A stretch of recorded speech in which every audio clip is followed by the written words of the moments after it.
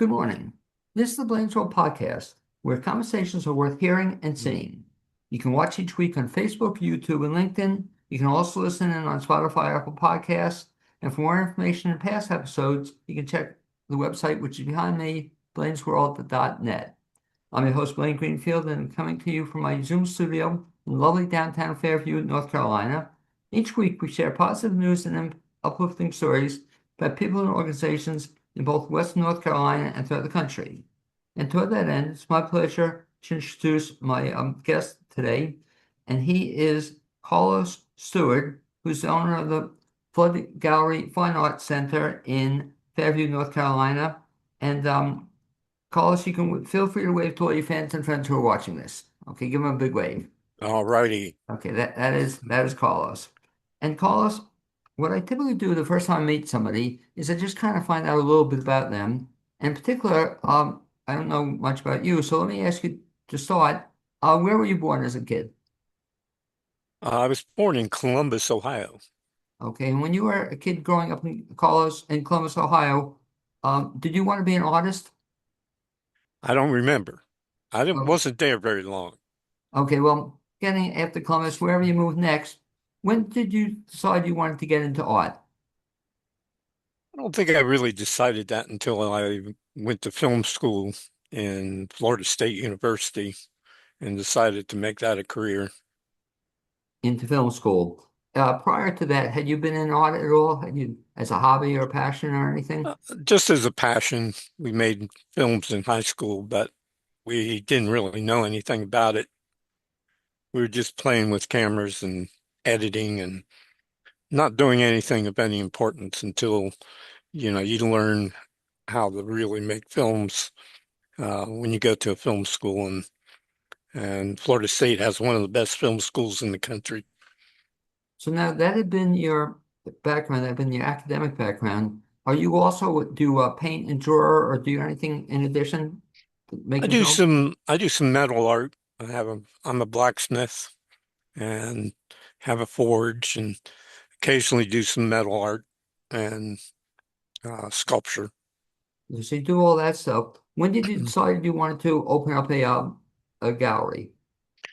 I was in Mexico at the University of Guanajuato where I taught, and I opened up a gallery in San Miguel de Allende, Mexico, and that was my first gallery in 1972. And from there, we've always had a gallery wherever we went. Okay, so you've always had a gallery. What brought you to Fairview, North Carolina to have a gallery? Well, the flood brought us to Fairview because we were in Black Mountain before that. But we came to North Carolina in about 91 and lived over in Bryson St City and had a gallery over there. And then moved to Asheville about 2004. Okay, and did you have a gallery in Black? Did you have a gallery in Black Mountain? We did. We started on Walnut Street in Asheville. Then we moved to the Film Mechanics building.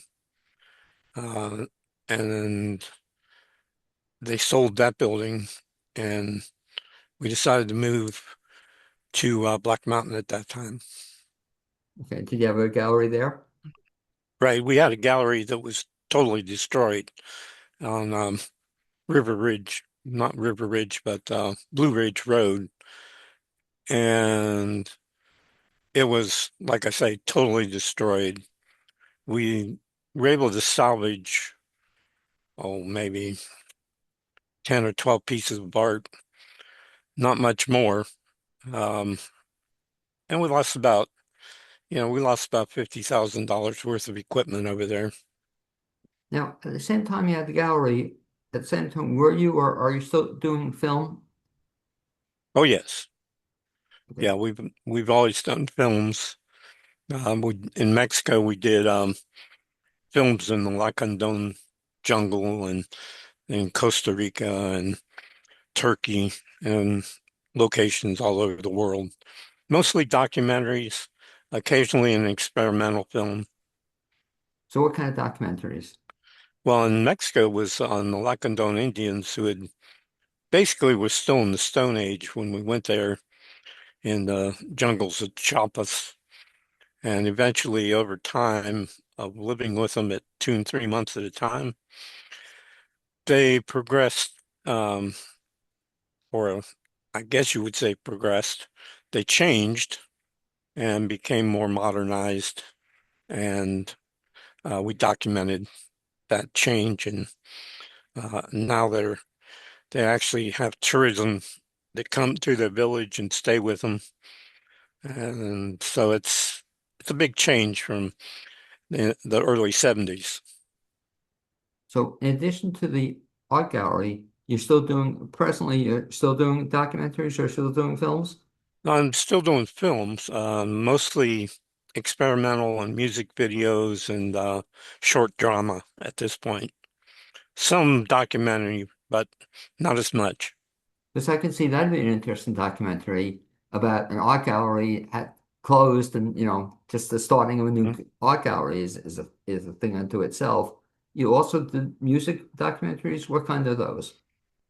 Well, in some cases, we've done work with Ash Divine, who's a I'll be sure. I know Ash very well. right. She's pretty well known in this area, and she'll be doing a concert in June with us, um, the end of June. Don't know the date yet, but we'll let you know. Please, And it'll be in the Asheville area. it'll be at the gallery. Oh, the gallery, please, yeah, because she used to be in the Asheville area, Oh and yeah. I Now she's in Virginia, but right. she's finishing up her master's, so she's been kind of out of touch for a couple years. But she comes to Asheville as much as she can, and like I say, we'll be having a big concert with her in June. So we look forward to that. I haven't Well, seen her in a while. well, same thing too. So let me know, and I'll just put it down. I'll have her on the show as well, promoting the Mm. concert. But Right. that's very cool that you know her. Yeah, I And know. one of the films is her song "Something to Say," and it's a music video of her work. Okay, very very exciting. So let's go back to the gallery. So at the gallery, is any of your stuff on display?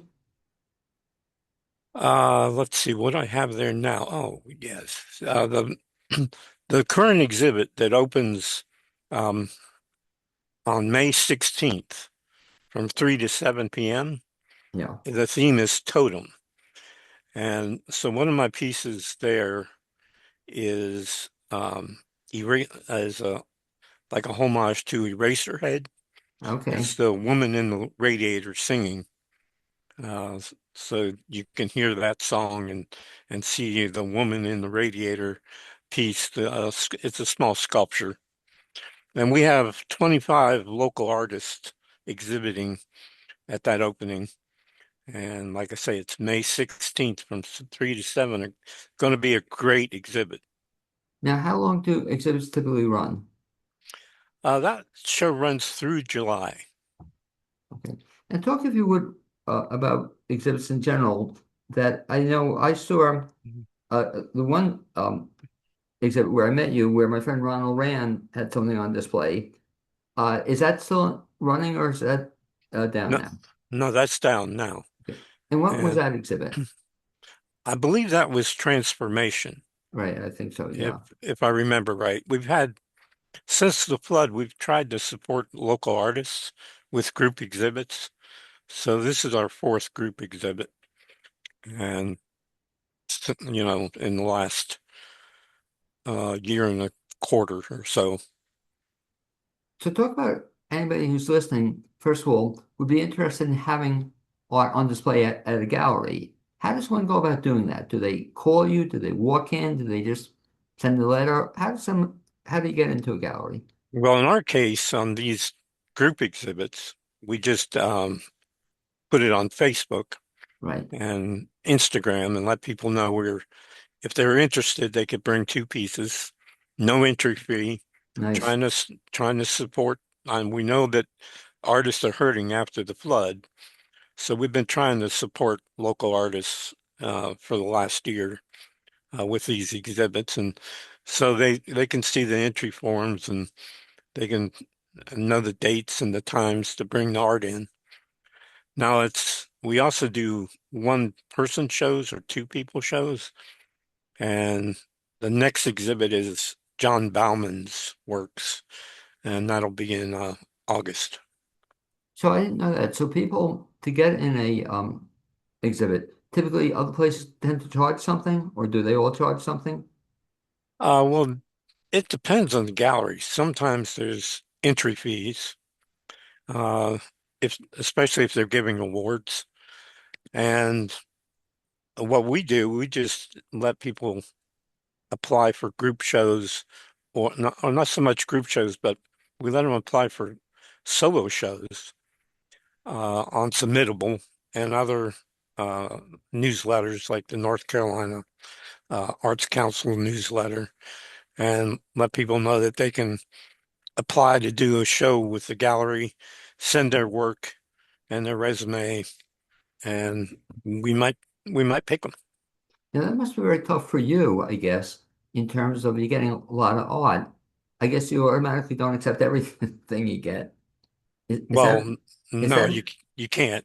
is that a problem for you in terms of having to turn down people? I don't like to turn down people, Right. but uh, you have to because you might have two or three group or solo shows a year, and you got three spots, and you might get 50 or 60 applicants. That So many? Yeah. When they apply, they do it online, I guess, or online, they send you right, picture. They just send the pictures of the artwork. right.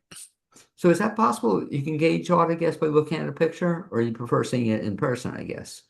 Well, event that's where you start, Right. and then you ask the artist to bring some works, or you go to their studio and look at the works and make a decision at that point.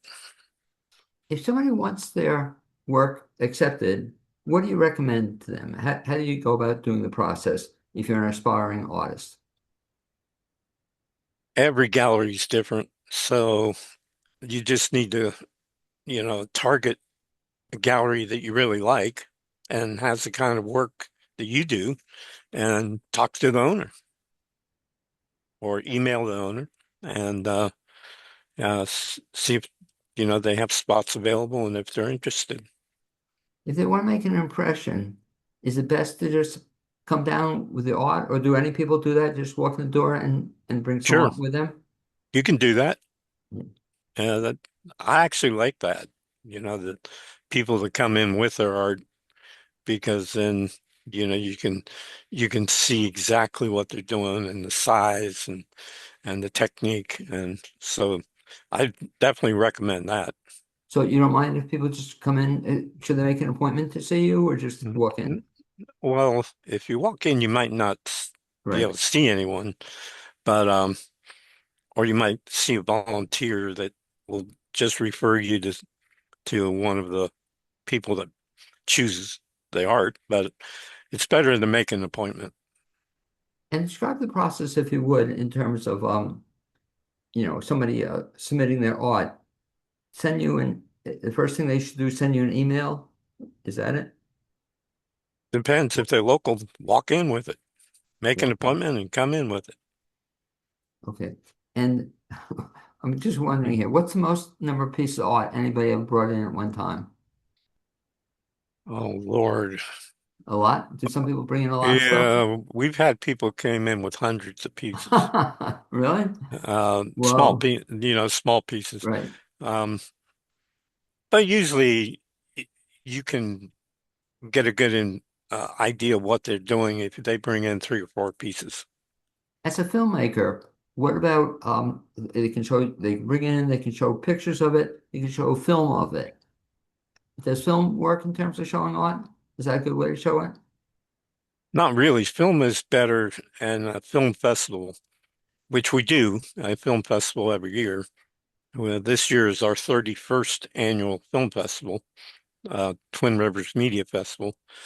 And that you submit to, most people submit through filmfreeway.com. And you can, entries are open this year, and so you can submit right now to www.filmfreeway.com/TRMF for Twin Rivers Media Festival. And you can submit to our festival, which I think the last deadline is something like August 30th, and we'll be showing the films at the gallery September 25th through 27th. So what's the theme of the festival? There's no theme, except we do have one theme, which is Asheville. Okay, So Asheville filmmakers or anyone making a film about Asheville can enter that category, the Asheville film category. The other categories are more normal, like animation, short drama, feature films, documentaries, and that kind of normal categories. But we decided to add the Asheville category this year to help support Asheville filmmakers. very cool. Do you get a lot of entries? We get about 600 entries a year, Wow, and we have several judges that in each category that rate the films so that it doesn't all fall on one person. Otherwise, you'd go crazy. that's what I But said. That's a lot of films. How many yeah, get how many get chosen approximately? about 50. Okay. And, we get a lot of films from Europe and Asia, South America, um, throughout the United States. But the reason we added Asheville categories, we very rarely get a film from Asheville. So it's, I'm hoping that we can pick that up this year and get involved with more Asheville filmmakers. Now, in terms of the films get submitted, how long do they typically run? Well, an animation might be 30 seconds, Right. because that's a labor of love, to draw cells and, Right. it takes a long time. So animation's usually 30 seconds to 3 minutes, usually. Sometimes it's longer. Um, Short drama is usually up to 20 or 30 minutes. Feature films, a couple hours. So it just depends on the category. Now, you get feature films submitted also? Yes, and we show one feature film a year, the winning feature film on Friday night, where we do our normal film night. Every Friday night is Foreign Film Friday at the Right. Flood Gallery at 7 o'clock. But on that Friday, the end of September, it'll be the feature film winner. Very nice. Now, is there to enter that competition, is there a fee to enter it? Yes, there is. And the earlier you enter, the better. Oh, interesting. But right now it's, maybe about $15 to enter. Okay. And how do they find the information on that? You have a website on that as well? That's the www.filmfreeway.com/TRMF, Twin Rivers Media Festival. Now, let me ask you this in terms of films, and we'll also talk about it in terms of art. How has AI impacted what you do and come across? Well, we're getting more AI now than we've ever had before. Sure. Um, we haven't really decided yet whether we'll have a category for AI in the future. I've noticed a lot of film festivals around not so much in the United States, but especially in Europe are and China are doing an AI category. So we may do that in the future. Have you done any work in AI or used it? Oh yeah, we use it all the time because we also use it in publishing, Right. and sometimes it's a great aid in helping produce a cover for a book. Um, in filmmaking, not so much, but we use it occasionally for music or a film score of some sort. Okay. Yeah, I was going to say the thing you mentioned, the cover, I'll use it sometimes just to change to move something out of a picture or to edit it out. It's I'm not great on the editing part, so it's very helpful to be able to It have saves, right, it saves a lot of time. yeah, and a lot of aggravation and Yeah. interesting. So that it's changed. How about But it art? also is a not a good thing in most cases because it looks like AI Well, exactly. and it's not high quality, and especially in something like animation. Hand animation is amazing work, and AI animation so far has been well for independent filmmakers, not so much for big studios, but for independent filmmakers, AI animation has not made a very good, doesn't have a very good reputation. And the other thing too, a lot of stuff I've seen, and perhaps you have also, it tends to look all the same, or it looks, it looks cartoonish, and you can almost say this was done by AI, and it's not, it doesn't pop out at you. At least I haven't seen stuff that's exciting. Yeah, I'm not real thrilled with AI in film yet. I'm sure down the road we'll be looking at it and changing our minds. But right now we had two entries from China that were AI, and they are it's pitiful. It's When it's somebody, not when something somebody, we'd want to show yet.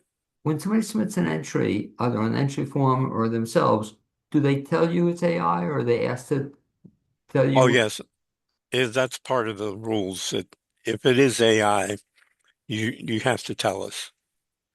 Okay. So that's part of the application. It's on the application process. Right.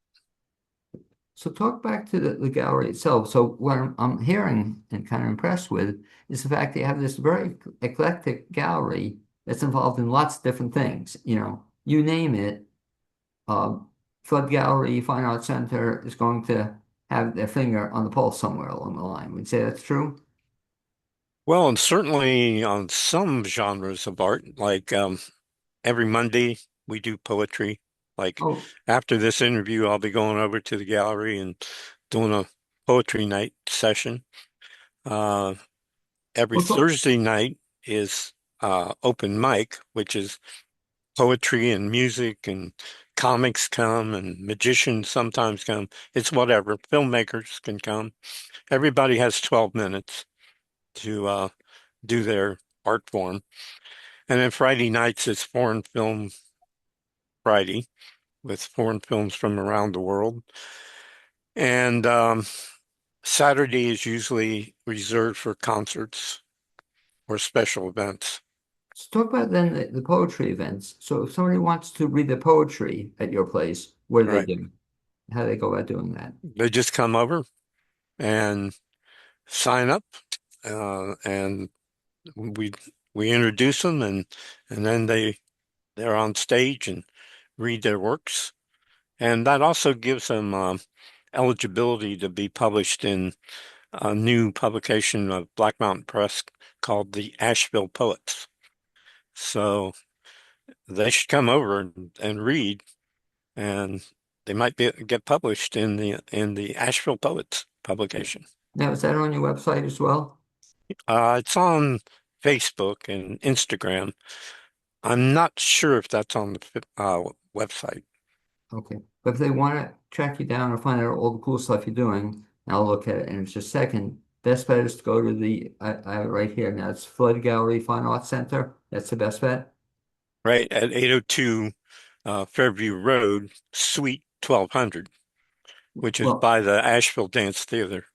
and so how many, the time I was there, I'm just curious, how many people can come in at one time? 50, 50. Okay, so it's kind of a very intimate setting, but right? you can get 50 in there. Right. And we've had 50 many times, and we try to set it up more like a living room with couches and comfortable chairs, and so that it's non-intimidating and feels comfortable for people.